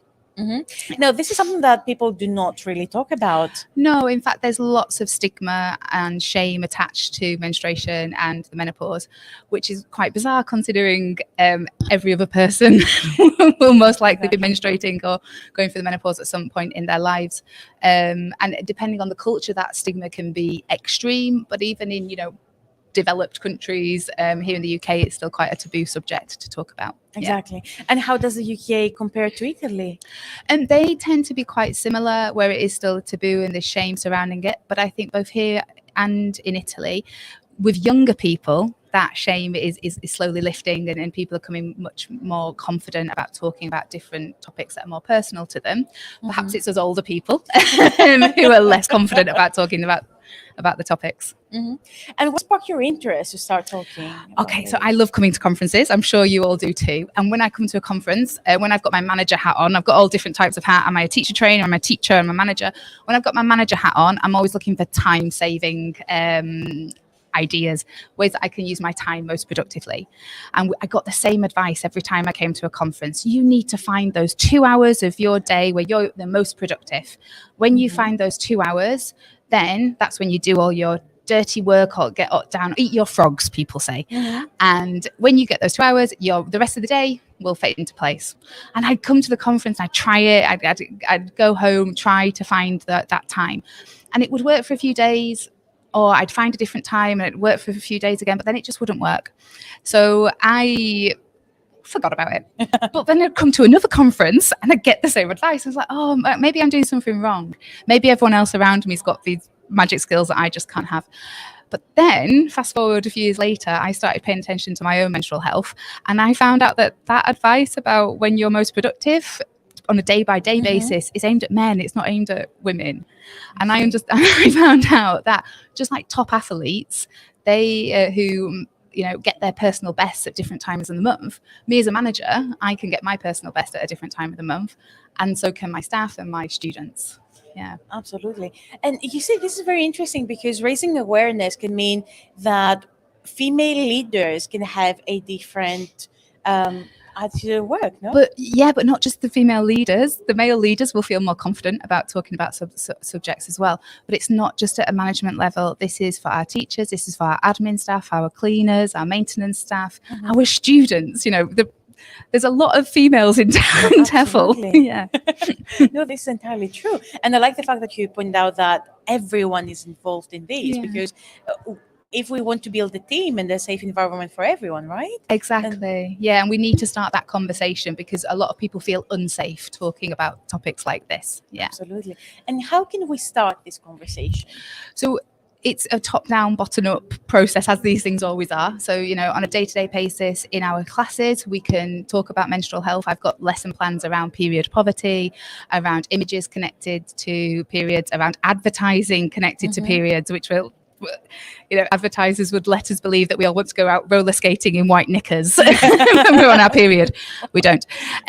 So we can do lesson plans around menstrual health and the menopause, but also we can create female health policies within our organisation. So taking into account, what can we offer in terms of support on a practical level, day to day, but maybe on a long-term level as well.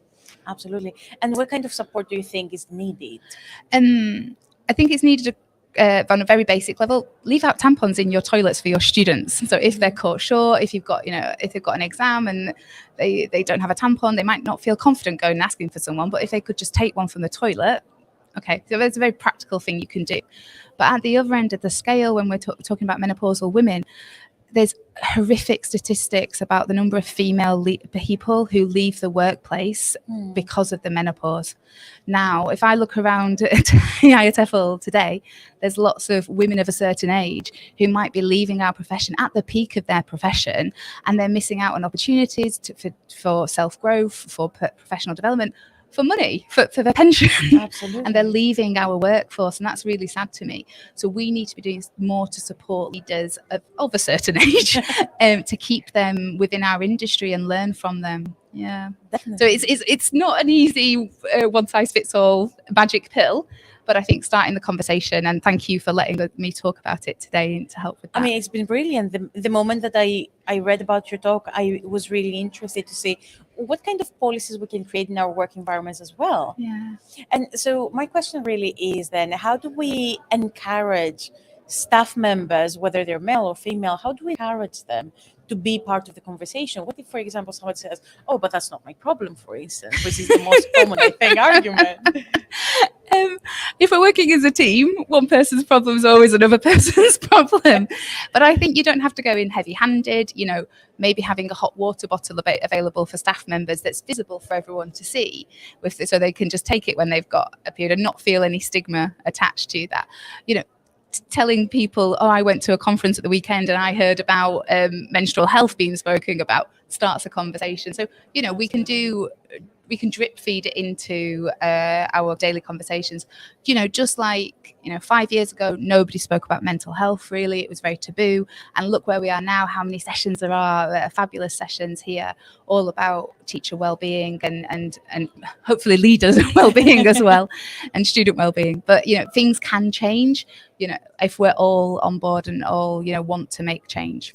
I absolutely agree with you, because we were talking by team members here as well, that for example, when we started talking about sustainability or mental health, there were only a few people. Yeah. But now the conference is all over about Exactly. sustainability and mental health. Yeah, because what's really important about what we're doing, I don't think anyone here is just an English teacher. No Yes. one's just going to teach the present perfect. you know. Exactly. We're doing it with other things in mind, whether it's sustainability, mental health, global skills, whatever it is. We're all doing things with English, and we've got a power as educators to really make good changes in the world. Which Absolutely. Yeah. Jen, this is incredible. Have you got any other passions in ELT? Yes, I've got many. Like lots of people, I'm an examiner, teacher trainer, teacher, DOS, everything, all the hats. But one of my key passions is teaching older learners. So I'm very lucky where I live, but I live in a beautiful part of the world, in Palermo in Sicily, but lots of people don't want to live there, the younger people, because they want to go and get jobs in more developed places, get a better salary.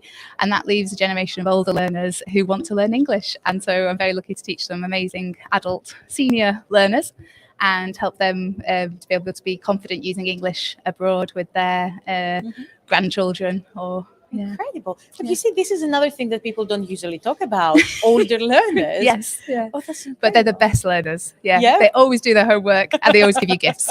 Oh, excellent. And what would you say their needs are in comparison to younger generations? They've got a real practical application to motivate them to learn. They want to be confident going to visit family abroad. So that motivation is really strong, but they really struggle with retaining information. But they're really passionate learners and they will spend a lot of time outside of the class to help them. Other things that could help could be listening skills, because there's often hearing impairment as well. So there are slightly different challenges, but the most beautiful classroom atmospheres. Yeah. And have you got any advice for any teachers watching us from home who are involved in teaching older generation students? Oh, that's a good question. I would say use them for the knowledge that they bring to the classroom, because they are so wise and they bring so much experience and education and skills that we perhaps neglect to see if we just open the course book and think, okay, we need to learn the verb to be. But they bring so much experience and get that from them. Oh, wonderful. Well, Jenny, I have to share with the world what I told you before, in the behind the scenes. I love your positive energy so Thank much. you. And there is such a nice and calm vibe about you. So thank you very much. Thank you, Georgia. Likewise. Well, thank you very much for stopping by. And I hope that you enjoy the rest of the conference. And you. Thank you. Thank you. And thank you to Jennifer and obviously to Georgia for that. Thanks so much. We'll be swiftly moving on to another interview in a second. They wrapped up. There's a cue, Susan. Susan in the comments is like, let them keep talking, basically. So, we'll try and do a part 2 later on with them. You're off air now, so you can change if you want. And she also agrees about teaching older learners, Jennifer. So there you go. Welcome everybody. Thank you for staying with us or for joining us. We are about 20 minutes left of today's live show. And hopefully you've enjoyed what we've showed so far. As you might have guessed if you've been following us for the last few days, we've tried to really have a diverse range of what kind of talks are on offer at IATEFL this year. So we've been. I think there are some amazing topics which you don't necessarily get to hear about. So we've been trying to showcase them, and hopefully it's brought to you a good feel of what the diversity of both people and talks that are here at IATEFL 2023. We are going to swiftly move on in a moment. Just to mark your cards, Susan, I know about you. I know that you can see me. You can see my chart. I'll find Vicky. If I don't get the details out today, I'll find her before we go live tomorrow, hopefully, and get them to you so you can hook up about ADHD. Just a reminder to tomorrow, because the last day 4 of the conference, is always an odd day because it has plenaries at the beginning and end and is slightly shorter in length. Our show tomorrow is in the morning, so we'll be live at 10:15 tomorrow morning UK time, from 10:15 to about 11:30 UK time, so we can sandwich in between the 2 plenaries that bookend the final day of IATEFL. And so hopefully you'll be able to join us for that.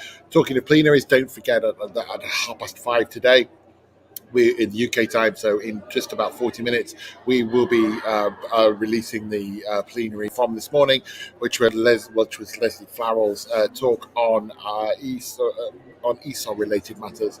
But now Anchor is ready on the other side of the studio, in the exhibition side of the studio. So let's find out who she is talking to. Anchor, over to you. Hi. Well, I'm talking to Kieran.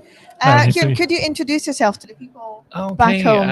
Okay, my name's Kieran Lynch. I'm the academic manager for IAH Cordoba, and I did a presentation yesterday on memes, which is an interesting topic.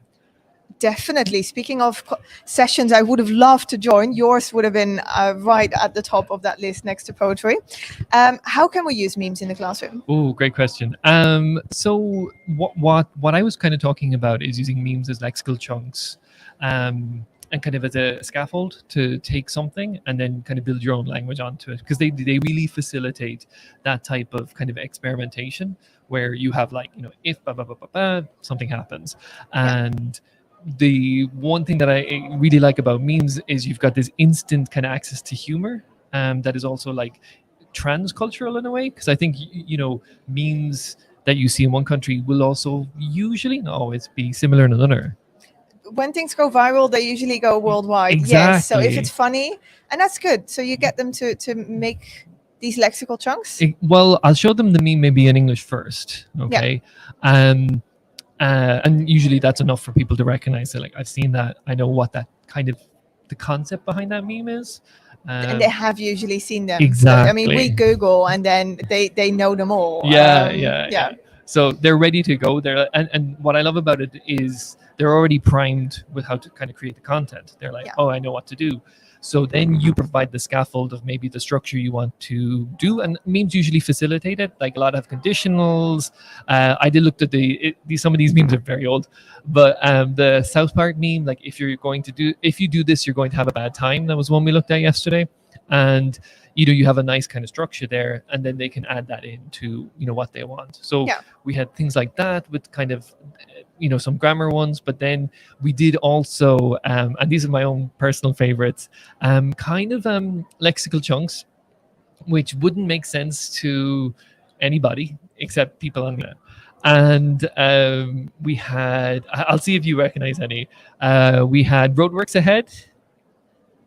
Rings a bell. Okay. All right. You know how it might end? Any ideas? I sure. Yeah, I'm afraid so. Yes, I'm really not cool. For those of you that hadn't picked up on that yet, I'm not cool. But we did call and response, where our what was another great one?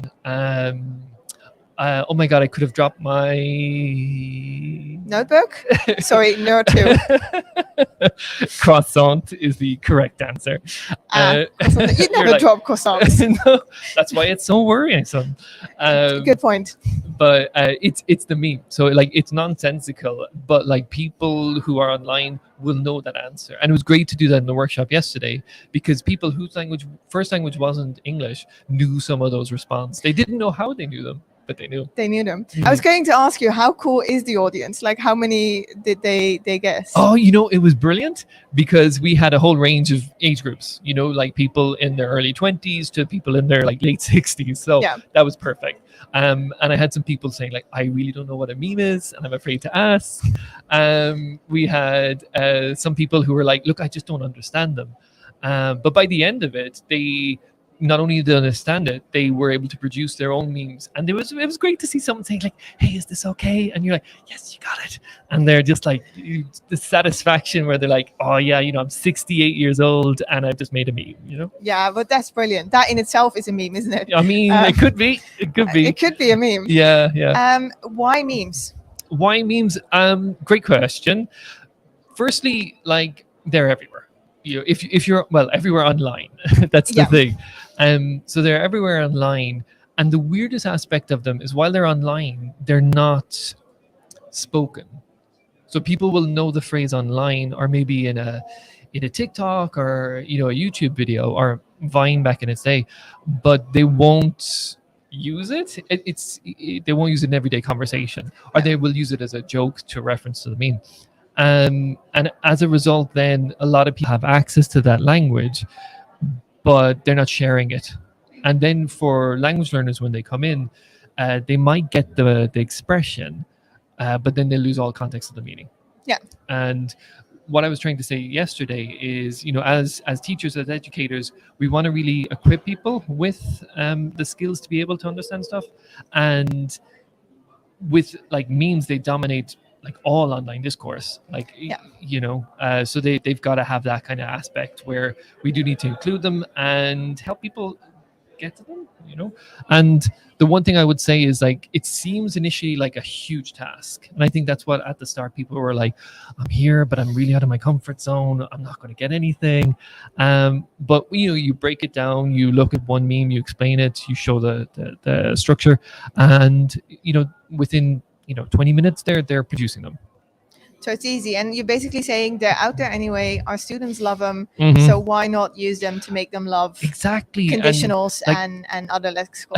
yeah, without actually going into like the whole structure. Yeah. And I work with a lot of younger learners, and I think we had the stats yesterday, but like between 16 and 24, 96% of people are using at least one form of social media. So it could be more than one, but at least that. And, on social media, they're communicating in memes. Yeah. So you've got to equip them to be able to use that in another language as well.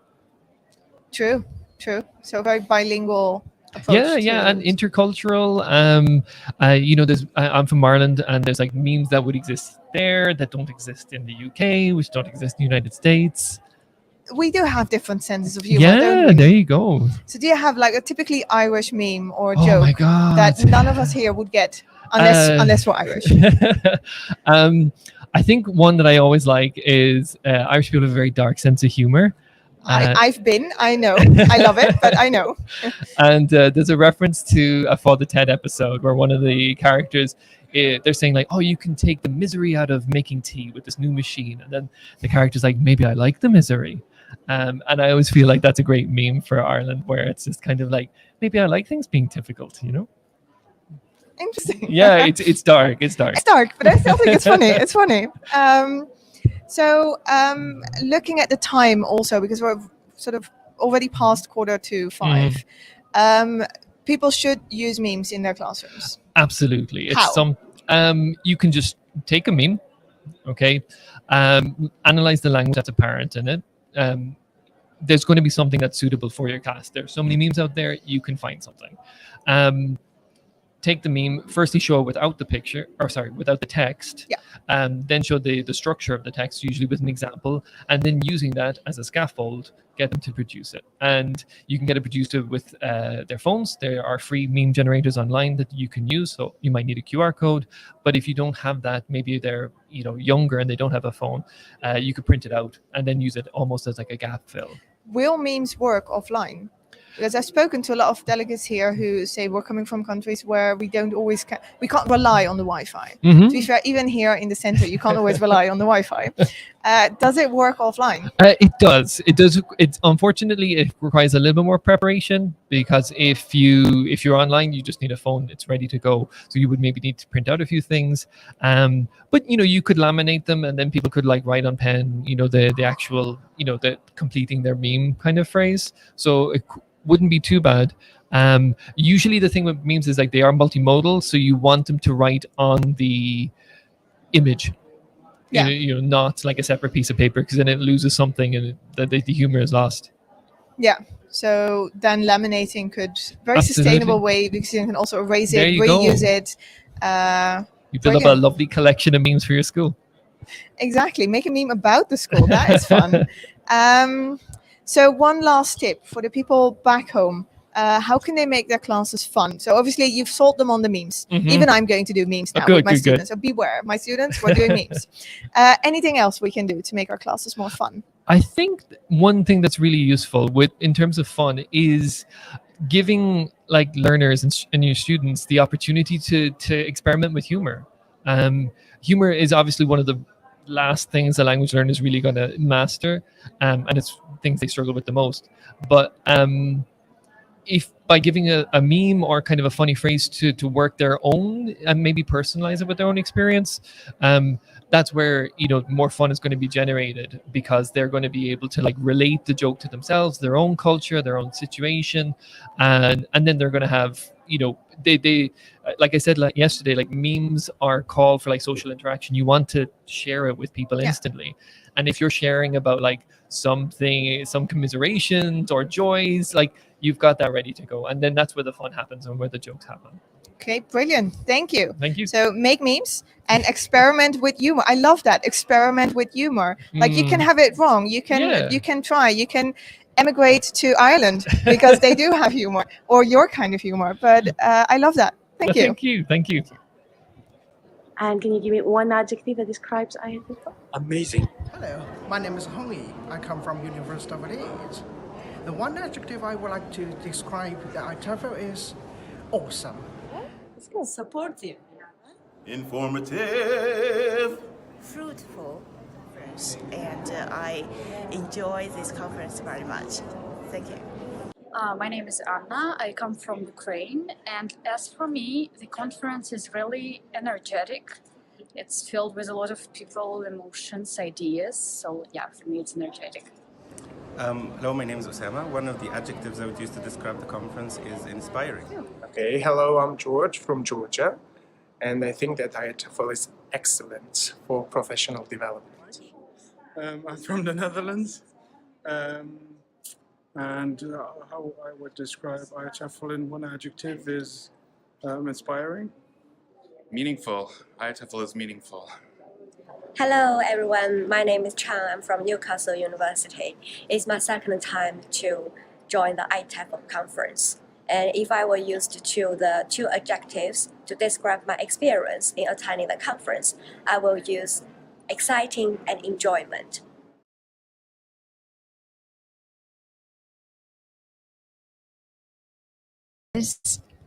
Oh, yep. Who is our Leadership and Management Scholarship winner? Hello, Angie. Welcome. Hi, thank you. It's great to be here. It's lovely to have you here.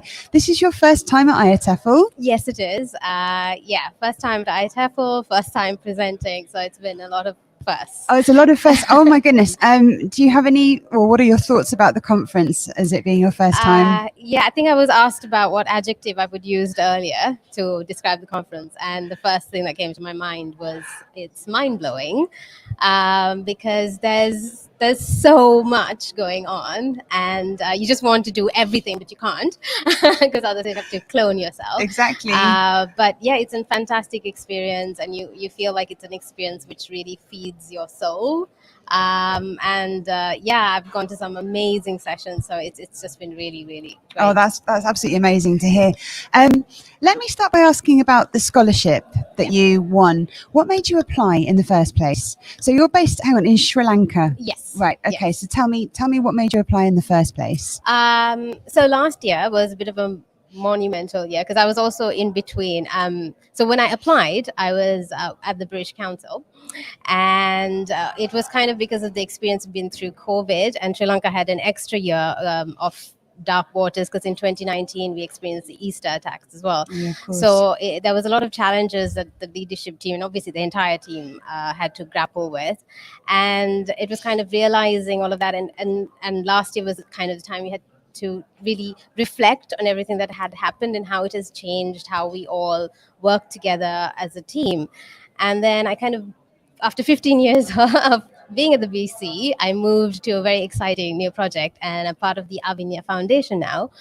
And because of that, it's really been a lot about how we work to create this new team, and all the learnings from that is what I've kind of used in my session.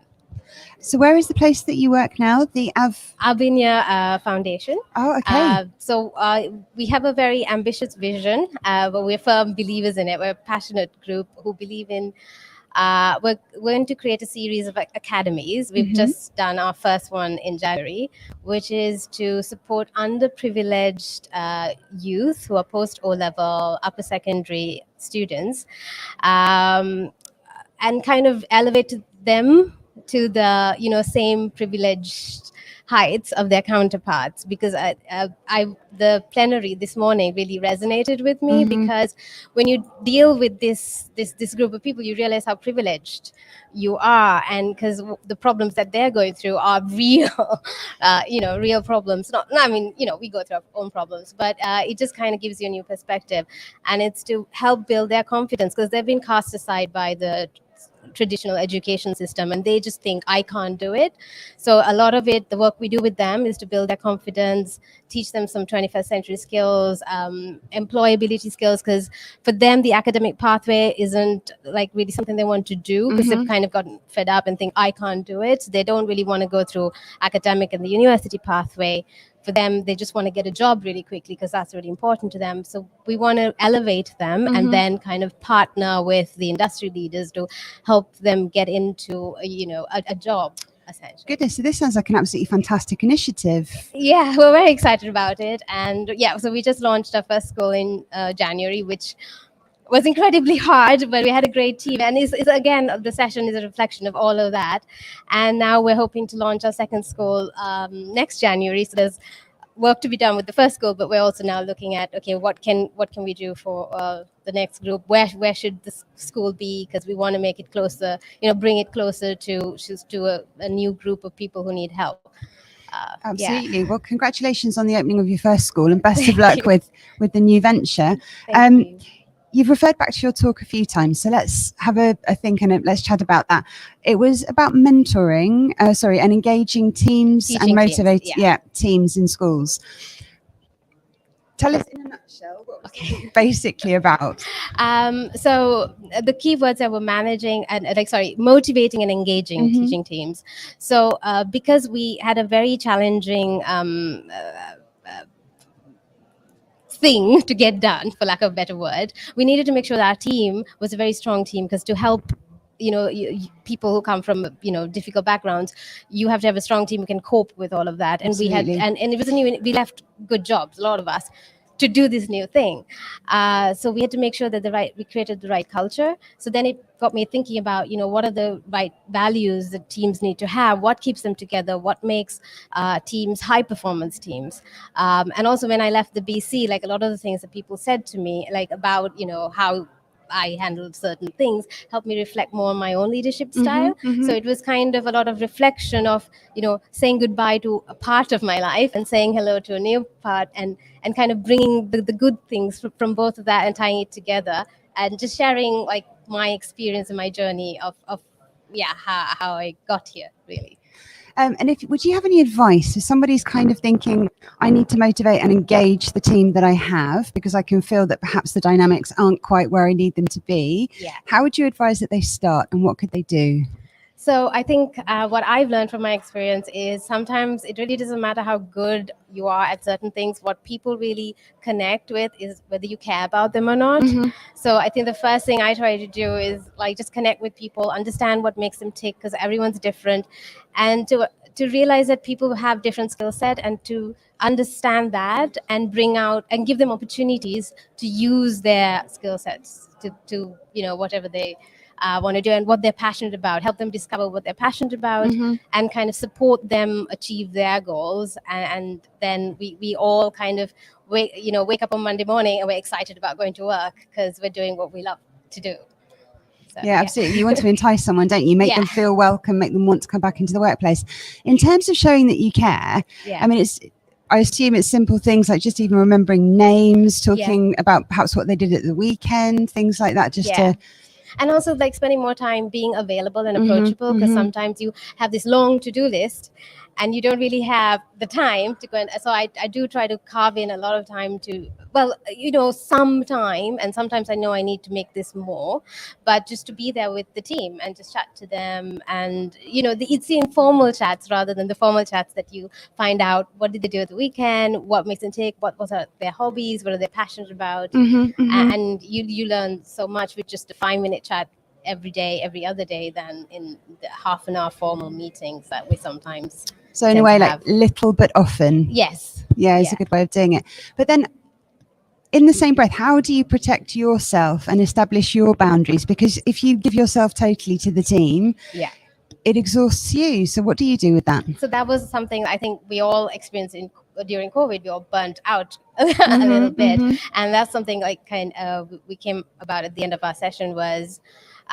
You need to care about other people, but self-care is really important. So knowing your boundaries, and also like, yes, I have this long to-do list. I can't do all of it, but if I have a high-performing team, I can delegate more. But to create that, I need some time. But once I've created that, my team is going to help me get my to-do list done because we're all working together for the same goals.